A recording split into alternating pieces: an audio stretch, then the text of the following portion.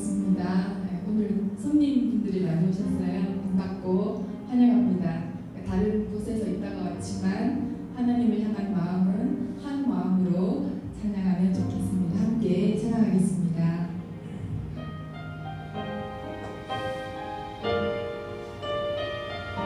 빛으로 임하신 주 나의 어둠을 비추시네.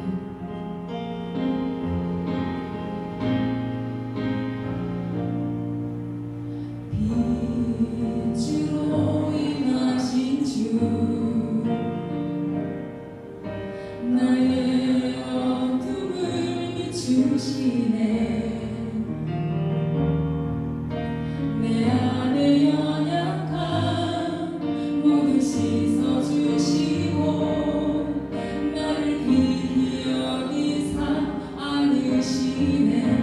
내 삶에 임하신 주 내 삶에 임하신 주 모든 두려움 덮으시네. 모든 두려움 덮으시네. 주 나의 모든 것 주님만 의지하리. 눈을 들어 주님만 바라보리.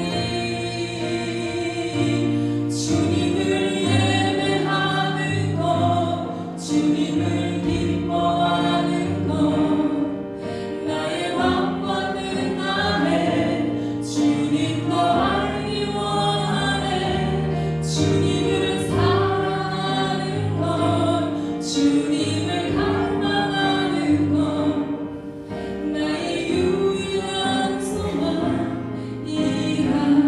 빛으로 임하신 주 빛으로 임하신 주 나의 어둠을 비추시네.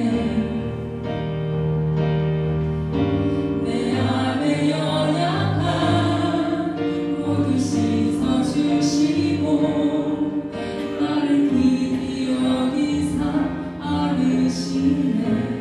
내 삶에 임하신 주 내 삶에 임하신 주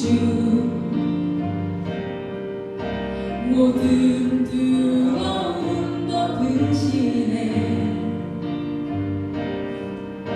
주 나의 모든 것 주님만 의지하리. 눈을 들어 주님만 바라보리.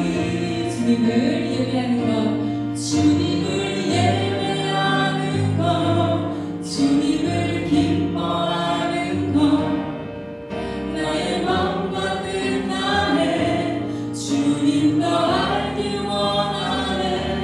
주님을 사랑하는 것 주님을 갈망하는 것 나의 유일한 소망이라. 주님을 예배하는 것 주님을 예배하는 것 주님을 기뻐하는 것 나의 맘과 뜻나네. 주님 더 알기 원하네. 주님을 사랑하는 것 주님을 갈망하는 것 나의 유일한 소망이라.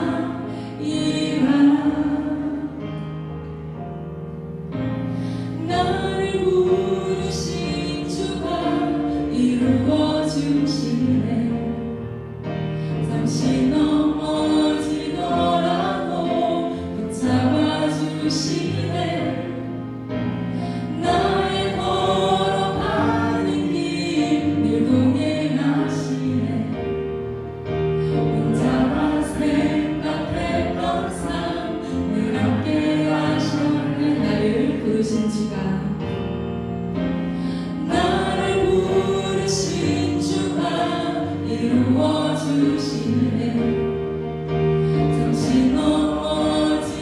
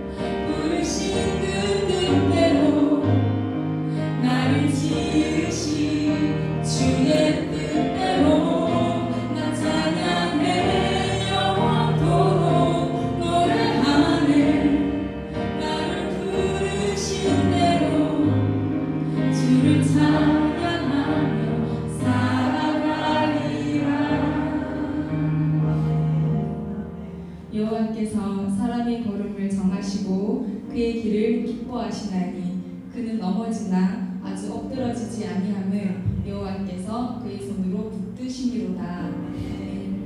하나님이 우리 각자가 걷고 있는 이 걸음을 정하셨습니다. 그리고 그것을 기뻐하신답니다. 그리고 그 길을 잘 갈 수 있도록 지금 붙들고 계십니다. 오늘 그 하나님 아버지께 우리의 모든 걸음과 근심과 걱정을 맡기고 감사와 자유와 기쁨의 예배 되기를 하나님만 높이는 예배 되기를 함께 기도하겠습니다.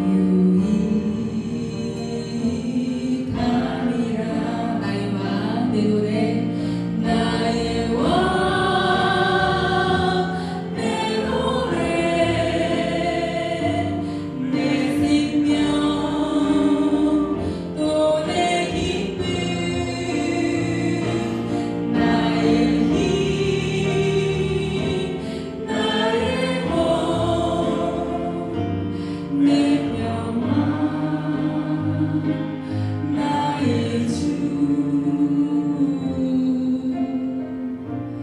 내 안에 사느니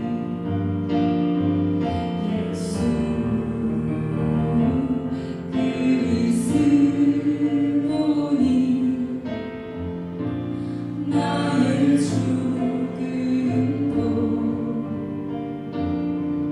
유익함이라. 아멘. 다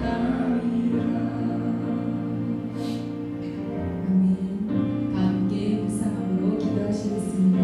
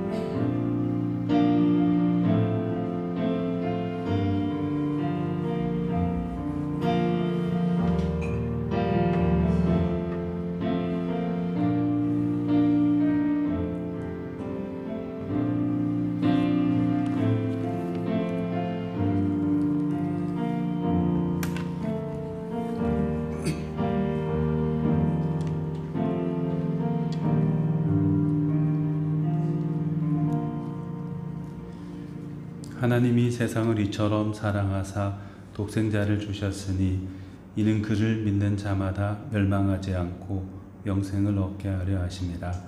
하나님이 그 아들을 세상에 보내신 것은 세상을 심판하려 하심이 아니요 그로 말미암아 세상이 구원을 받게 하려 하심이라. 아멘. 사랑이 많으신 하나님 아버지, 우리 삶 가운데 구주가 되어 주셔서 우리를 영접하여 주심을 감사드립니다. 우리 먼저 찾아오신 주님을 우리도 모셔드리게 해주시고 경배하며 찬양하며 살게 하여 주시옵소서. 이 시간에도 부족하지만 주님을 바라보면서 우리가 나왔습니다. 우리의 예배를 받아주시고 우리의 마음을 받아주시옵소서. 감사드리고 우리 주 예수 그리스도 이름으로 기원드립니다. 아멘. 우리 함께 일어나셔서 주여 나를 주의 성소 만드소서 찬양하겠습니다.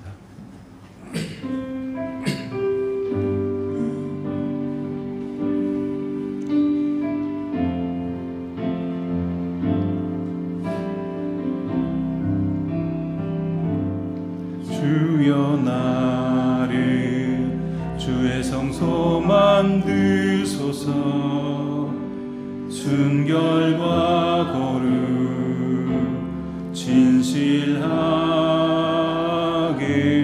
감사로서 당신을 위해 주의 성소 되리. 주여 나를 주의 성소 만드소서. 순결과 거룩 진실하게 감사로서 당신을 위해 주의 성소 되리. 주여 나를 주의 성소 만드소서. 순결과 거룩 진실하게 감사로서 당신을 위해 주의 성소 되리.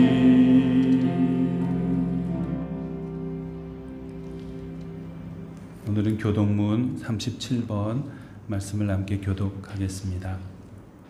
시편 91편 말씀입니다. 지존자의 은밀한 곳에 거주하며 전능자의 그늘 아래 사는 자여, 나는 여호와를 향하여 말하기를 그는 나의 피난처요 나의 요새요 내가 의뢰하는 하나님이라 하리니. 이는 그가 너를 세상의 공로에서와 심한 전염병에서 건지시리로다. 그가 너를 그의 깃으로 덮으시리니 내가 그의 날개 아래 피하리로다. 그의 지시함은 방패와 신방패가 되시나니. 천명이 내 왼쪽에서 만명이 내 오른쪽에서 엎드러지나 이 재앙이 내게 가까이 하지 못하리로다. 그가 너를 위하여 그의 천사들을 명령하사 내 모든 길에서 너를 지키게 하시리라. 하나님이 이르시되 그가 나를 사랑한즉 내가 그를 건지리라. 그가 내 이름을 안즉 내가 그를 높이리라. 아멘. 이제 사도신경으로 우리 신앙을 고백하겠습니다. 나는 전능하신 아버지 하나님 천지의 창조주를 믿습니다. 나는 그의 유일하신 아들 우리 주 예수 그리스도를 믿습니다. 그는 성령으로 잉태되어 동정녀 마리아에게서 나시고 본디오 빌라도에게 고난을 받아 십자가에 못 박혀 죽으시고 장사된 지 사흘 만에 죽은 자 가운데서 다시 살아나셨으며 하늘에 오르시어 전능하신 아버지 하나님 우편에 앉아 계시다가 거기로부터 살아있는 자와 죽은 자를 심판하러 오십니다. 나는 성령을 믿으며 거룩한 공교회와 성도의 교제와 죄를 용서받는 것과 몸의 부활과 영생을 믿습니다. 아멘. 이제 앉으셔서 304장 찬송하겠습니다.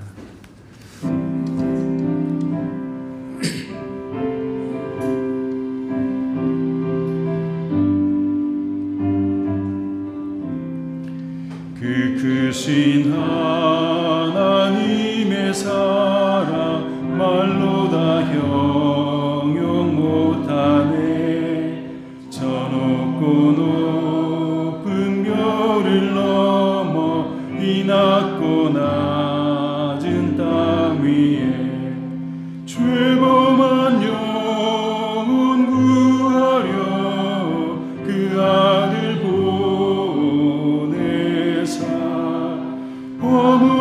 허묵죄물 삼으시고 죄 용서하셨네.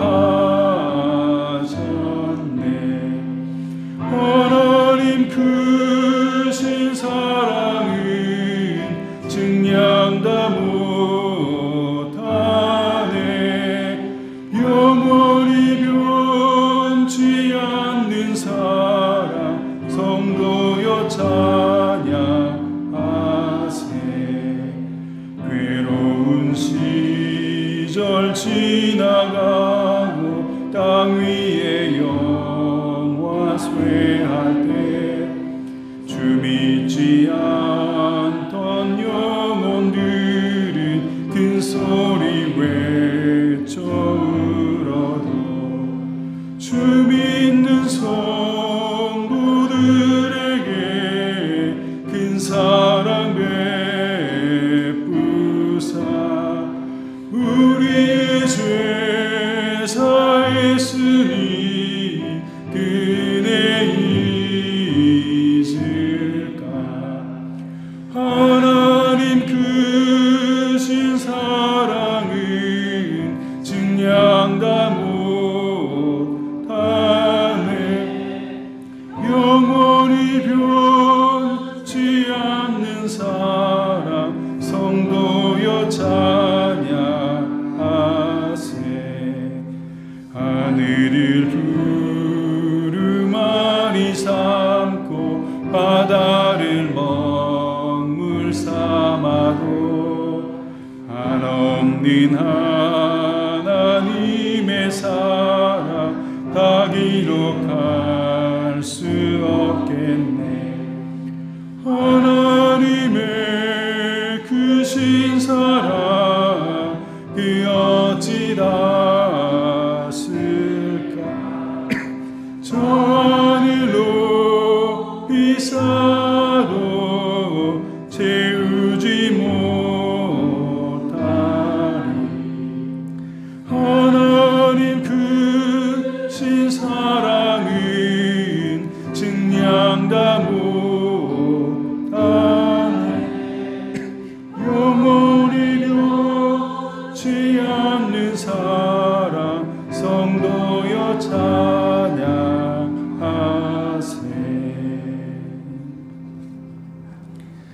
오늘은 이민욱 학생이 기도해 주시겠습니다.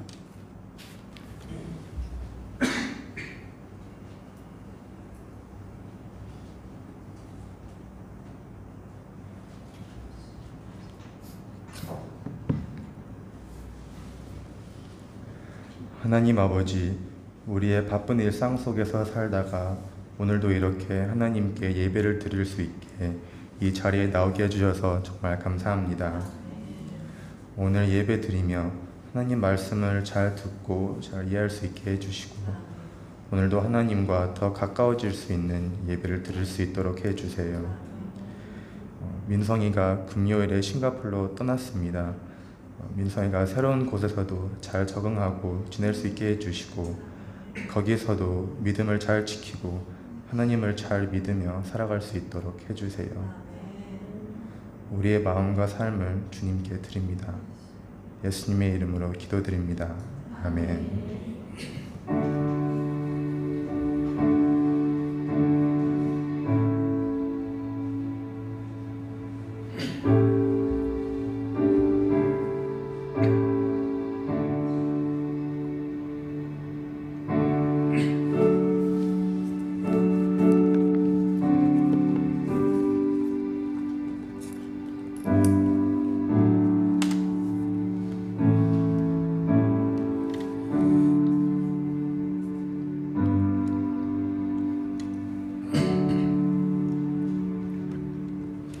오늘 함께 나누실 하나님의 말씀은 마가복음 14장 12절에서 21절 말씀까지입니다.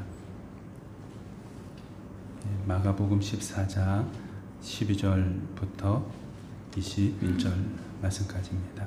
우리 한 절씩 교독하겠습니다. 무교절의 첫날 곧 유월절 양 잡는 날에 제자들이 예수께 여짜오되 우리가 어디로 가서 선생님께서 유월절 음식 잡수시게 준비하기를 원하시나이까 하매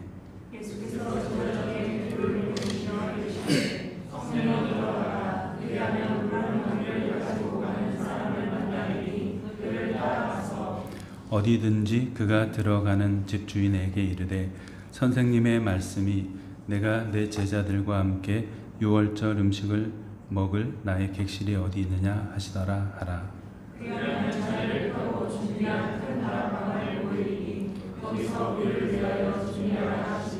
제자들이 나가 성내로 들어가서 예수께서 하시던 말씀대로 만나 유월절 음식을 준비하니라.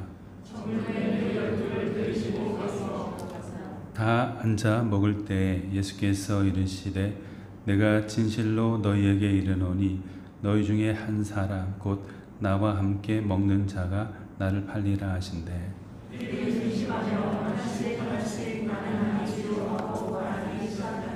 그들에게 이르시되 12 중에 하나 곧 나와 함께 그릇에 손을 넣는 자니라. 인자는 자기에 대하여 기록된 대로 가거니와 인자를 파는 사람에게는 화가 있으리로다. 그 사람은 차라리 나지 아니하였더라면 자기에게 좋을 뻔하였느니라 하시니라.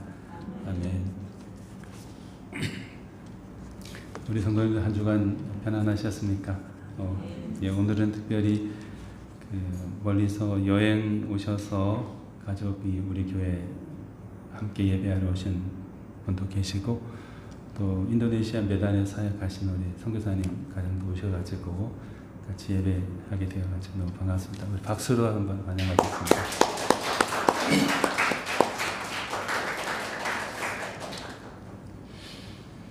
이 본문에 보면은 예수님께서 제자들과 함께 유월절을 보내시는 그런 장면이 잘 기록되어 있습니다.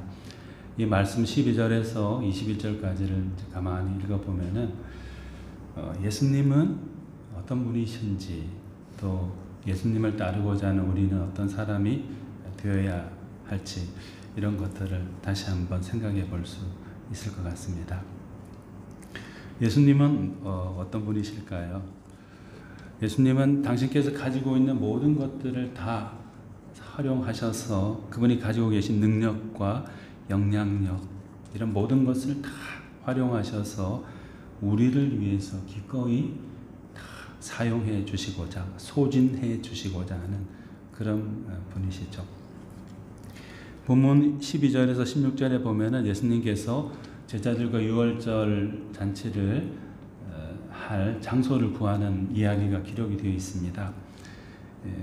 유월절이라는 것은 우리 성도님들이 잘 아시죠? 그 이스라엘 백성들이 애굽으로 이제 가게 되었는데 거기서 430년 동안 종살이로 비참하게 살게 되었습니다. 그러다가 하나님의 은혜로 이 유월절을 통해서 해방을 맞게 되고 자유의 땅으로 하나님이 준비하신 땅으로 한 걸음씩 내딛기 시작한 것이죠. 그날을 기념하면서 희망과 기쁨의 잔치인 이 유월절 만찬 자리를 베풀곤 했습니다. 그런데 제자들이 예수님과 함께 또 예수님이 제자들과 함께 이 유월절을 기념하면서 식사를 하고자 했을 때 장소가 필요하잖아요.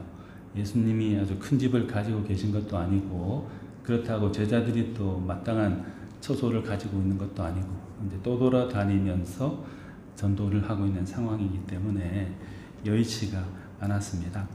그때 제자들에게 예수님께서 어떻게 그 방을 구할 수 있을지 조언을 해 주셨어요. 그런데 이 본문을 몇 번 이렇게 읽어봐도 예수님이 그 구한 방법이 좀 약간 조금 애매하다는 생각이 좀 많이 들었어요.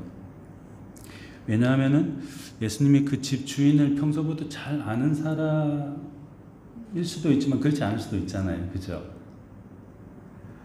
근데 무턱대고 길을 가다가 어떤 사람이 물동이를 가지고 가면 그 사람을 따라가서 그 집 주인을 만나게 되면 유월절 날 쓸 수 있도록 방을 좀 제공해 달라고 말하라고 우리 주님이 쓰실 그 큰 방이 어디냐고 물어보라고 이렇게 해서 이 방을 구했거든요. 그래서 가만히 보면은 이전부터 그 집 주인을 잘 알기 때문에 미리 약속을 해서 그 다음에 제자를 보내서 방을 구했을까? 아니면은 제자들 몰래 제자들 기쁘게 해주시기 위해서 그 사람을 찾아가서 돈을 미리 지불한 다음에 언젠가 우리 제자들이 오면은 그 방을 잘 제공해 주기를 바란다 라고 하셨을까? 어떤 방법으로 그 방을 구했을까? 이런 좀 약간 엉뚱한 생각을 좀 해보았습니다. 근데 이제 정확하게 답이 없더라고요. 다른 어떤 자료들에도 봐도 딱히 그에 대한 특별한 말씀은 없었어요. 그래서 나름대로 이런 이제 결론을 한번 내려봤는데 예수님이 미리 돈을 준비해서 지불했기 때문에 그 방을 얻었든지 또는 예수님의 그 소문이 많이 퍼져가지고 그 집주인도 예수님을 알게 되었고 그래서 예수님과 제자들이 사용하겠다니까 기쁜 마음으로 그걸 제공해 주었다. 어떤 과정을 거쳤든지 결론은 저 나름대로 이제 내린 결론은 이런 것이었습니다. 예수님이 의도하건 의도하지 않았건 예수님은 당신께서 가지고 있는 그 인품과 또 능력, 사랑 모든 것을 총동원해서 결과적으로는 제자들과 함께 그 기쁨의 잔치를 할 수 있는 자리를 마련했다는 것이죠. 뿐만 아니라 좀 더 확장해서 보면은 예수님은 능력이 많으시고 하나님의 아들이시고 많은 사람들이 예수님을 따라왔어요. 그리고 자기들의 메시아, 실제로 메시아이셨지만은 정치적인 메시아, 영적인 메시아로 자리매김해 주기를 간절히 바랬습니다. 그럴 때 이 사람들의 그 추앙하는 인기를 등에 업고 정치적인 변혁을 시도한다든지 본연의 메시아로서의 역할에 또 다른 어떤 시도를 해 봄직도 합니다. 그러나 예수님은 자기의 유익을 위해서 자기에게 쏟아져 오는 그 사람들의 우러러봄이나 인기나 보이지 않는 권력들을 활용하지 않으시고 다른 사람들을 위해 가지고 그 모든 걸 다 활용하셨다는 거죠. 아까 뭐 두 가지 방법 중에 어떤 방법이었을까? 미리 돈을 줬을까? 아니면 예수님의 그 소문 때문에 그 사람이 감동을 받아가지고 기꺼이 제공했을까? 어떤 거든지 간에 결론은 하나죠. 예수님께서 당신께서 가지고 있는 의도했던 의도지 않았던 가지고 계신 그 사랑의 힘으로 제자들로 하여금 이 잔치를 가질 수 있도록 했다는 거죠. 또 그것을 통해서 그 집 주인에 대한 구체적인 이야기는 없지만 집 주인과 그 하인들과 주변에 있는 사람들도 예수님과 근접한 거리에서 주님을 보고 듣고 느낄 수 있었다는 것이죠. 예수님이 만약 자기만을 생각하는 분이셨다면은 자신을 반대하는 모든 세력들을 다 일거에 제거해 버리시고 자기의 왕국을 세울 수도 있습니다. 로마가 아닌 또 다른 나라를, 유대 왕국이 아닌 또 다른 왕국을 세울 수도 있을 것입니다. 그러나 예수님은 자신이 가지고 있는 모든 능력과 모든 영향력을 자기 아닌 다른 사람, 특별히 하나님의 은총이 필요하고 구원이 필요한 그 사람들을 위해서 다 선용하신 것이죠. 하나도 남김없이 피나 물방울, 땀방울 한 방울도 남김없이 그들을 위해서 모두 다 제공해 주신 것이죠. 자신의 모든 능력, 영향력, 그것을 하나님의 영광을 위해서, 사람들의 구원을 위해서 다 사용하신 그런 분이십니다. 예수님이 우리 모르게 언제 이렇게 다녀가신지 몰라요. 그렇죠? 우리가 모르는 사이에 우리 삶 가운데 방문하고 가셨을 수도 있어요. 또는 우리를 기다리고 계실 수도 있죠. 우리가 마음을 고쳐먹고 주님께로 한 걸음 더 나아오기를 기다릴 수도 있습니다. 이미 오셨건 기다리고 계시건 한 가지 분명한 결론은 주님은 당신의 모든 능력과 영향력을 사용해서 우리를 구원해 주시고 살려주시고 다시 생기를 얻도록 하신다는 것이죠.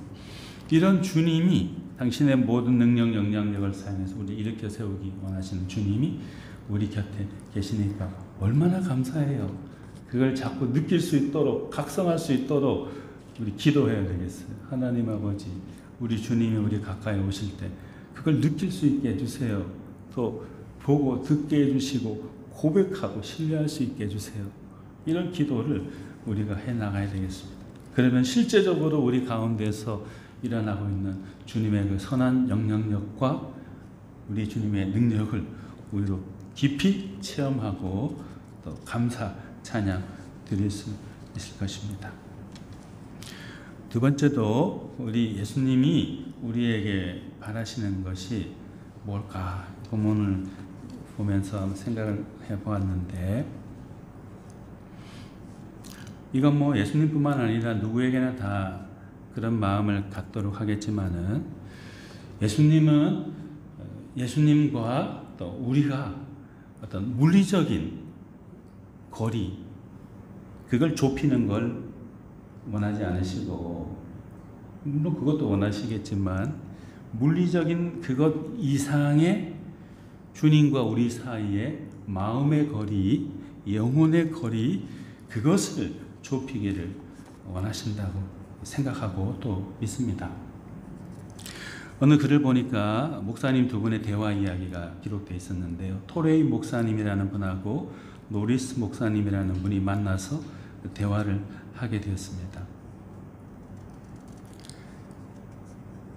근데 노리스 목사님이 어느 날 아침에 자기가 무서운 경험을 했다고 하면서 그날 아침 자신이 만났던 성도님에 대해서 이 토레이 목사님한테 이야기를 한 것이 그 글에 기록이 되어 있었습니다. 이 목사님이 노리스 목사님이 성도님이 굉장히 편찮으셔가지고 방에 누워서 일어서지를 못하신다 하는 순간 말 듣고서 그분을 이제 찾아가서 방문을 했습니다. 근데 이제 오랫동안 같은 교회에서 신앙생활을 해왔고 목사님과 더불어서 또 여러 가지 직분도 가지고 계셨고 나름대로 열심히 봉사도 하는 그런 분이셨어요. 근데 굉장히 아프셔가지고 거의 돌아가실 것 같은 그 순간에 이 분께서 그 목사님에게 이렇게 말하는 거예요. 노리스 목사님, 저는 지난 40년 동안 1, 2년도 아니고요. 40년 동안 제가 그리스도인이라고 나름대로 확신해 왔습니다. 그런데 제가 죽어가고 있는 이 시간 제 자신을 돌아보니 제가 구원받지 못한 것은 아닐까 하는 불안감이 듭니다. 이렇게 그분이 고백했대요. 말을 했대요. 두려워하면서.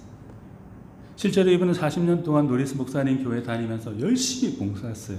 누구보다도 앞장서가지고 뭐 솔선해서 봉사하고 섬기고 부지런히 예배 때마다 다 참석하는 그런 아주 모범적으로 보이는 그런 분이셨습니다.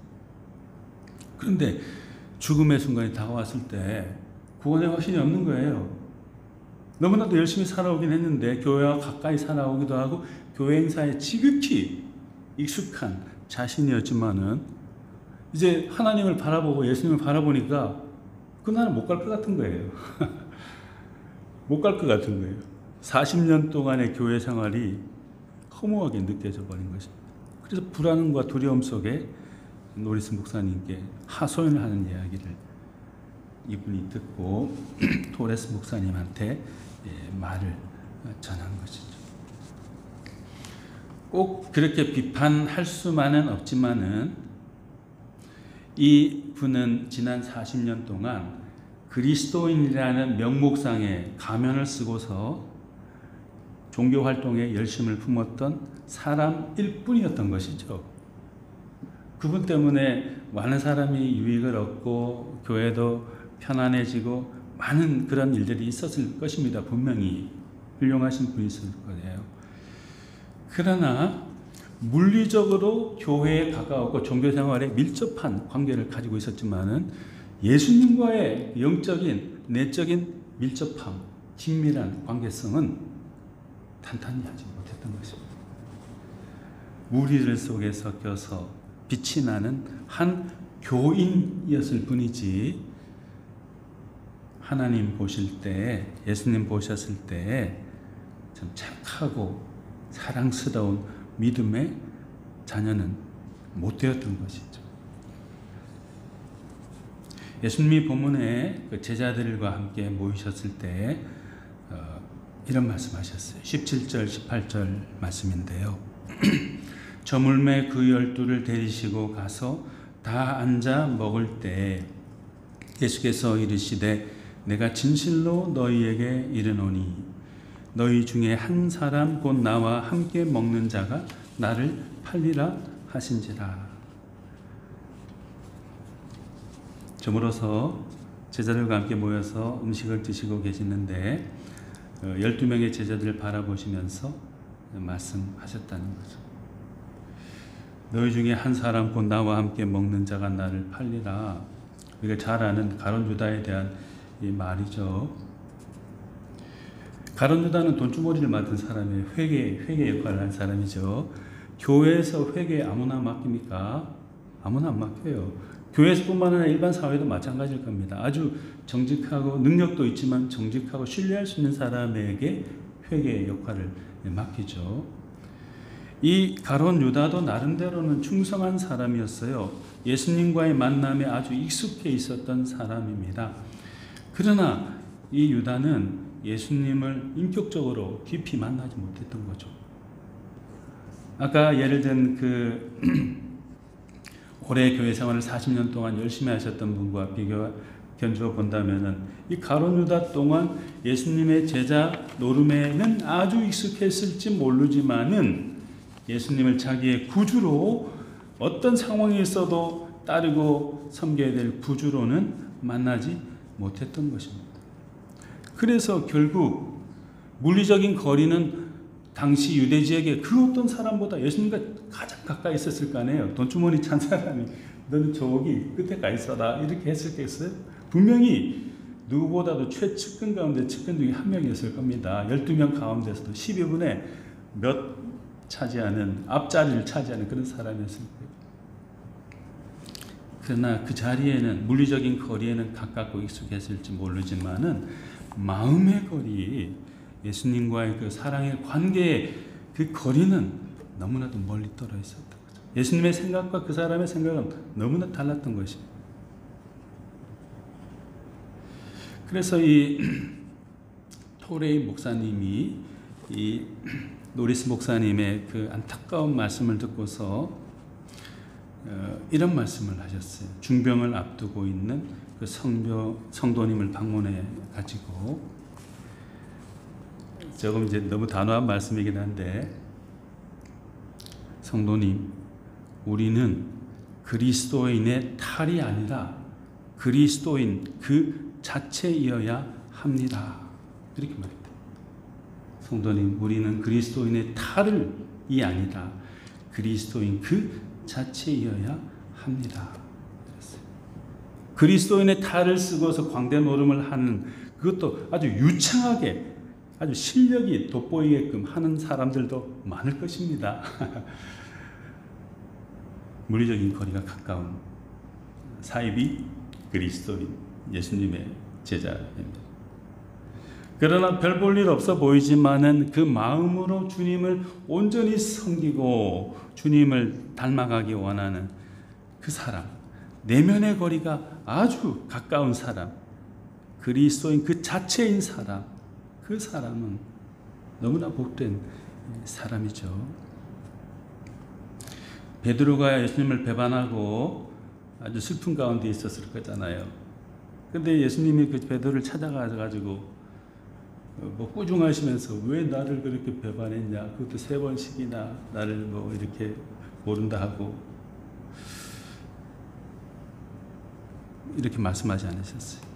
실패한 제자, 주눅 들어 있었을 그 제자, 너도 그리스도인의 탈을 유창하게 쓰고서 종교 노름이나 하고 있었지, 비난받는 그 베드로에게 찾아가셔가지고 다른 말씀 안 하셨어요. 한 말씀 하셨어요. 네가 나를 사랑하느냐, 네가 나를 사랑하느냐, 네가 나를 사랑하느냐, 이 말씀하셨어요. 요한복음 21장 15절에서 17절. 부활하신 예수님께서 식사를 마친 후에 베드로에게 3번 이렇게 물었어요. 요한의 아들 시몬아, 내가 이 사람들보다 나를 더 사랑하느냐? 요한의 아들 시몬아, 내가 나를 사랑하느냐? 요한의 아들 시몬아, 내가 나를 사랑하느냐? 사랑하는 성도님들, 우리 사랑하는 성도님들의 특별한 그 사랑과 열심으로, 헌신으로 인해 가지고 우리 교회가 그래도 명명을, 목숨을 이어오고 있습니다. 너무나 감사해요. 그런데 거기에 아울러 가지고 한 가지 더 우리가 보충 또 갖추었으면, 점검해 보았으면 좋을 게 있습니다. 우리 교회 생활에, 신앙 생활에 물리적으로만 가까운 것이 아니고 우리 마음으로 우리 주님께 얼마나 가까이 가고 있는지, 가고자 힘써 노력하고 있는지, 모두가 우리가 부족한 면들이 있지만 그걸 한번 다시 우리 스스로에 물어보고 주님께로 한 걸음 한 걸음 우리 마음의 발걸음을 더 가까이 가고, 그래서 그분과 더불어서 하나가 되어 주님을 닮아가는 우리가 다 되면 좋겠습니다. 그래서 주님께서 보실 때 참 잘했다 칭찬 듣는 우리 모두가 다 되면 좋겠습니다.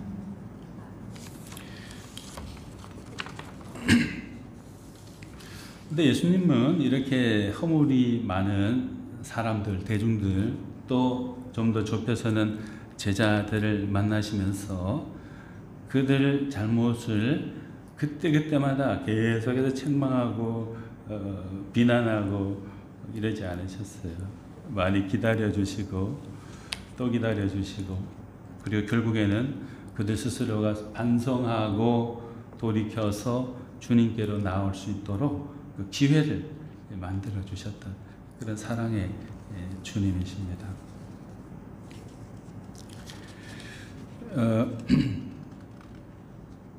대표적인 사람, 우리가 하나를 성경에서 들어보라 하면은 베드로를 들 수 있을 것 같아요.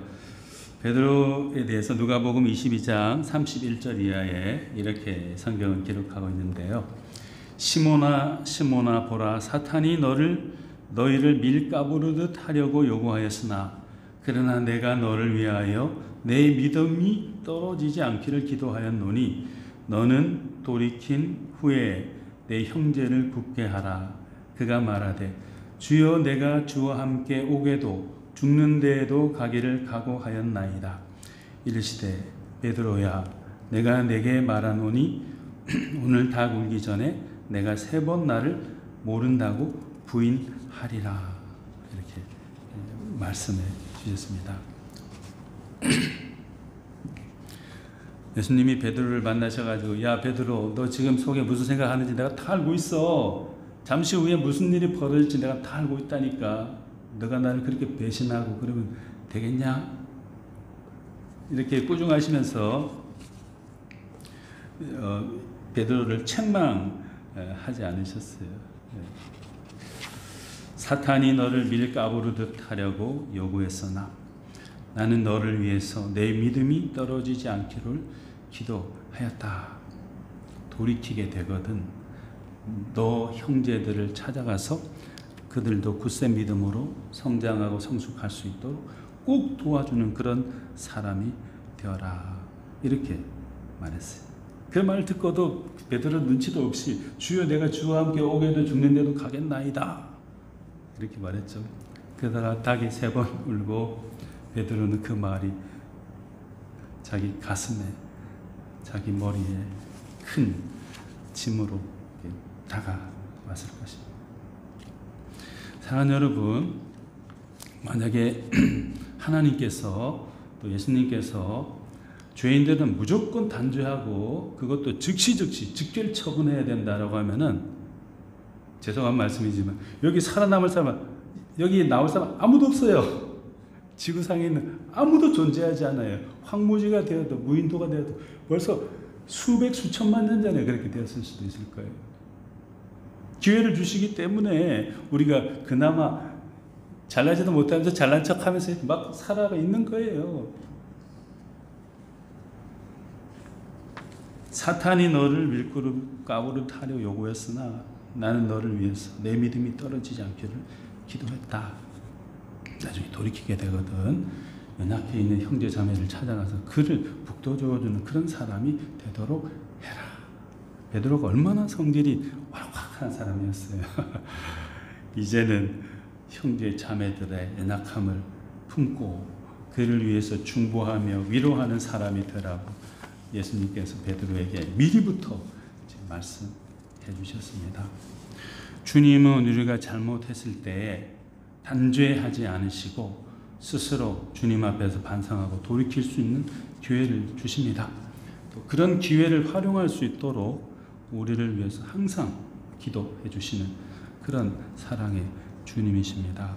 그 주님이 우리를 향해서 부르시고 기도해 주시고 또 느끼게 해주실 때 외면하지 말고 주님 앞에 엎드려서 회개하고 주님께로 더 가까이 나아가서 또 다른 연약한 형제와 자매를 이렇게 세워줄 수 있는 격려하고 품어줄 수 있는 그런 사람, 그런 믿음의 사람, 예수님의 제자, 그런 우리가 다 되도록 해야 되겠습니다. 마지막으로 예수님은 하나님 아버지께서 당신께 주신 모든 사명, 소명을 충실히 다 이행하셨어요. 예수님 사복음서에 보면은 편안하게 사역을 하셨다는 것은 별로 많지는 않습니다. 물론 예수님을 잘 따랐던 그런 착하고 순한 사람들에게는 존경받고 환영받고 있지만은 당시에 있던 그 전체 로마 영역 안에 있던 많은 사람들, 또 유대 지역뿐만 아니라 갈릴리 등 그 이스라엘에 있던 많은 사람들 또는 특별히 종교 권력을 잡고 있던 사람들에 비하면 아주 소수였고 보잘것없는 갈릴리 촌뜨기였을 뿐이었습니다. 그러나 예수님은 당신께 주어진 하나님 아버지의 부르심 또 자신에게 주어진 소명 그것을 충성되이 감당하고자 하셨습니다. 당신의 목숨을 다 내어주시면서까지. 그래서 21절 상반절에 보면은 6월절 만찬자리 앞에서 제자들에게 이런 말씀하셨어요. 인자는 자기에 대하여 기록된 대로 가거니와. 새 번역에 보면은 이렇게 풀이해 놓았는데, 인자는 자기에 관하여 기록되어 있는 대로 떠나가지만, 인자는 고난받는 하나님의 종이군요. The suffering of servant of God, 뭐 영어로 하면 뭐 그렇게 표현되는데, 하나님의 영광을 받는 임금이 아니에요. 하나님의 고난받는 종이에요. 그 종으로 고생하다가 비난받고 십자가에서 생명을 잃게 되겠지만 하면서 제자들에게 이제 고면을 해주신 것이죠. 달리 말하면은 예수님은 당신의 부르심과 소명에 모든 걸 다 바치셨어요. 시간, 에너지, 이건 말할 것도 없고 마지막에 십자가에서 생명을 내어주셨잖아요. 피 한 방울까지도 죄인된 사람들을 위해서 다 흘려주시고 자신에게 주어진 그 사명과 부르심, 소명에 충성을 다하셨습니다. 그리고 제자들에게 그것을 보여주시고 또 말씀해 주시고, 조금 세상 사람들 보면은 멍청한 이야기이긴 하지만 너희도 나의 길을 따르라, 십자가의 길을 그 사람들에게 전달해주고 하셨어요. 그게 오늘 우리의 부르심과 소명이죠. 아까 두 번째 말씀 제가 드릴 때 물리적인 거리보다는 내면의 거리를 좁혀라, 이런 말씀 드렸죠. 우리 성도님들이 아주 정성을 다해서 예배 와주시고 교회 봉사해 주시고 너무나 감사하고 너무나 얼마나 감사한지 몰라요. 요즘은 교회 오면 휑해요. 휑하고 전기세 조금이라도 아끼려고 저기 창문 열어놓고 불 다 끄고 있거든요. 불 끄고 있다가도 지나간 사람들이 저 교회는 맨날 문 닫혀 있고 컹컹하고 싶어가지고 또 맨 뒤에 앉아가지고 뒤에 불만 켜고 그렇게 앉아 있기도 하고 그렇습니다. 무슨 말씀을 드리려고 하냐면은, 우리가 다시 한번 스스로를 돌아볼 수 있는 좋은 기회이고 주님을 만날 수 있는 아주 호기입니다. 주님께서 우리에게 보여주시고 또 우리를 위해서 행해 주셨듯이 우리도 주님을 닮아가는 그런 사람이 될 수 있도록 헌신하는, 주님께 우리의 마음의 영혼의 거리를 좁혀 나가는 그런 참 제자, 그리스도인 그 자체가 되는 우리가 다 되면 좋겠습니다. 그래서 또 다른 사람들에게 예수님의 사랑을 전달하는, 그래서 그분들도 주님 안에서 복된 삶을, 영원한 생명을 누릴 수 있도록 돕는 그런 역할을 잘해나가는 우리 교회 되면 좋겠습니다. 같이 기도하시겠습니다. 사랑이 많으신 하나님 아버지, 우리 예수님을 보내주셔서 그분의 능력과 영향력을 통하여 우리가 주님의 자녀가 되게 하여 주심을 감사드립니다. 주님은 항상 우리를 초청하여 주시고 우리를 불러주시지만 겨우 물리적 거리나 좁히려고 노력할 뿐 주께 마음으로 영혼으로 다가가는 일에는 너무나 소홀했던 우리 자신을 돌아봅니다. 주님 돌이키게 하여 주시고 우리의 마음으로 영혼으로 주께 가까이 나아가는 그런 참된 주의 자녀들 될 수 있도록 하여 주시옵소서. 주님, 우리가 잘못하고 범죄할 때 그때마다 징계하지 않으시고 참아주시고 인내로서 우리를 기다려주심을 감사드립니다. 그 시간 동안에 우리 스스로를 주님 앞에서 돌아보게 하여 주시고 반성하게 해주시고 고쳐나갈 수 있도록 해 주시옵소서. 무늬만 그리스도인이 아니라 우리 삶 자체가 그리스도인이요 하나님의 자녀가 되는 역사가 우리 개개인 가운데, 우리 교육 가운데 있게 하여 주시옵소서. 온갖 어려움을 무릅쓰고 생명을 다하여서 주께 주어진 그 소명을 다하셨던 주님을 우리도 닮아가게 하여 주옵소서. 우리 개인과 가정과 교회와 이 세계 가운데 우리를 불러주시고 사명 주신 것들을 기억하게 하시고 그것을 붙들고 충성을 다하는 우리 모두가 다 될 수 있도록 해 주시옵소서. 감사드리고 우리 주 예수 그리스도 이름으로 기도드립니다. 아멘. 우리 317장 찬송하면서 봉헌하겠습니다.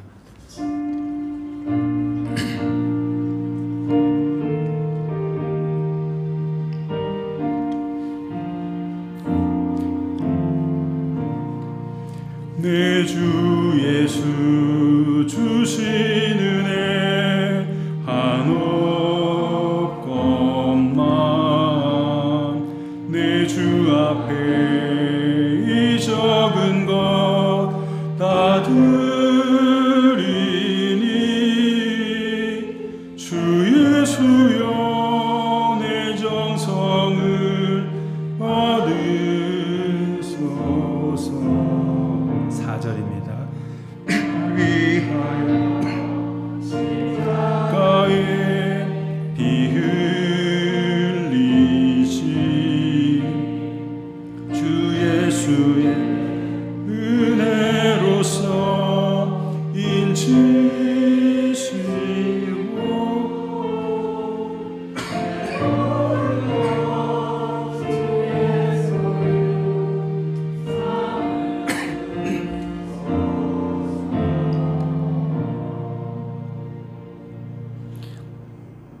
사랑이 많으신 하나님 아버지, 주님께 예배드릴 수 있는 우리의 믿음을 주시고 건강과 환경을 허락하여 주심을 감사드립니다.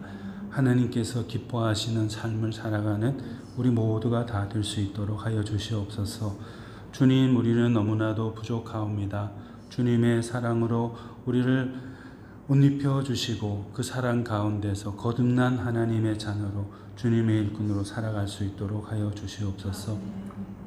사랑하는 성도님들, 세상 가운데 살아가는 동안에 하나님 늘 돌보아 주시기를 기도합니다.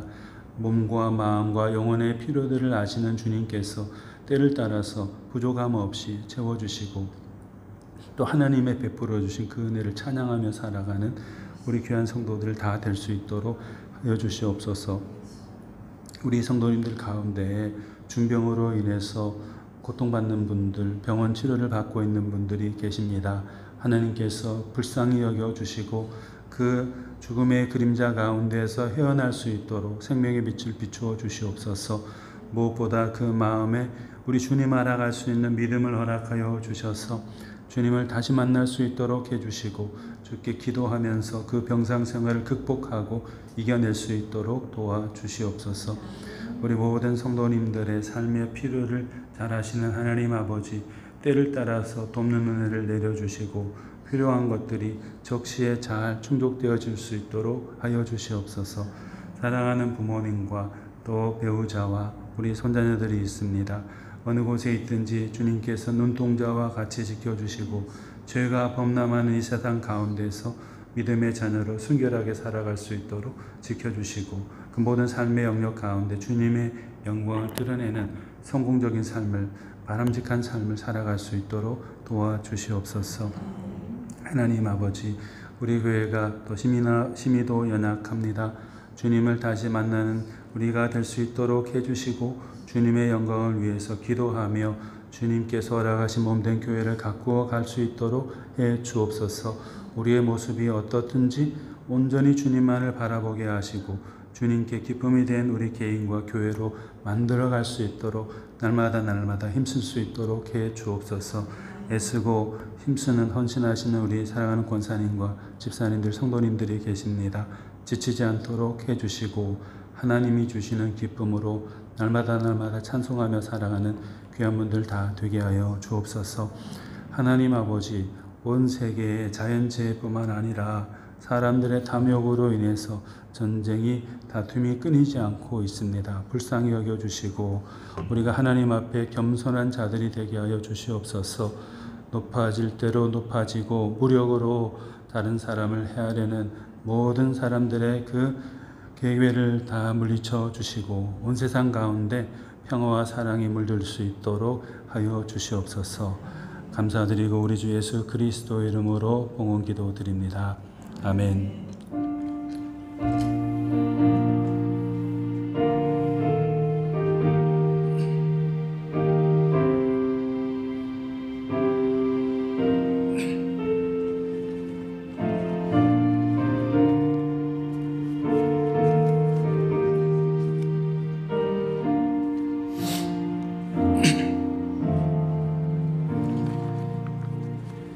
우리 함께 일어나셔서 635장 주기도문송으로 예배를 마치겠습니다.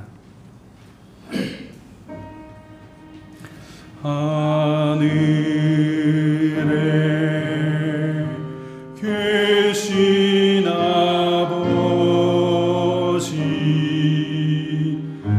이름 거룩하사 주님 나라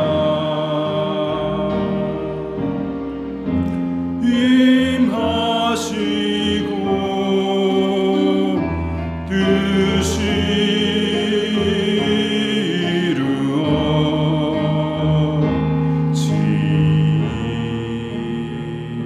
이루어지이다.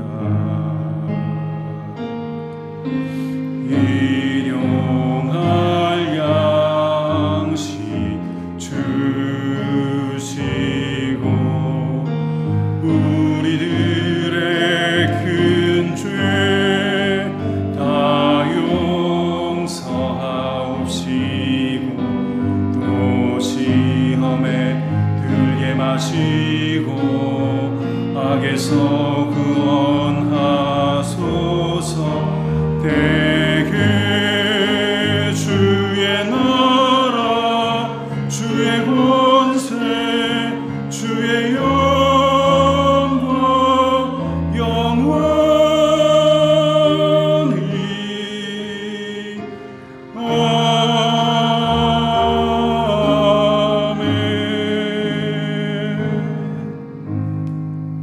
아멘. 이제는 우리 주 예수 그리스도의 은혜와 하나님 아버지의 사랑과 성령님의 교통하심이 오늘 함께 예배하며 주님을 바라보는 우리 모든 성도님들과 또 이 세상 가운데 있는 모든 이들 가운데 영원토록 함께 해주시기를 간절히 축원드리옵나이다. 아멘.